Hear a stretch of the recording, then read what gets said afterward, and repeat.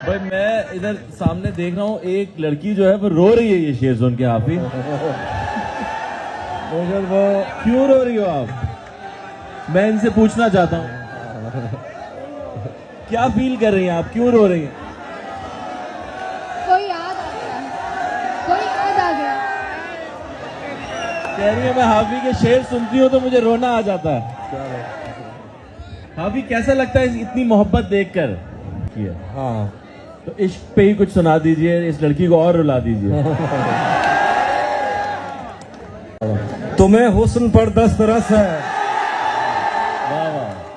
तुम्हें हुस्न पर दस्तरस है, मोहब्बत मोहब्बत बड़ा जानते हो, तो फिर ये बताओ कि तुम उसकी आंखों के बारे में क्या जानते हो। ये जोग्राफिया, फलसफा, साइकोलॉजी, साइंस, रियाजी वगैरह ये सब जानना भी अहम है, मगर उसके घर का पता जानते हो।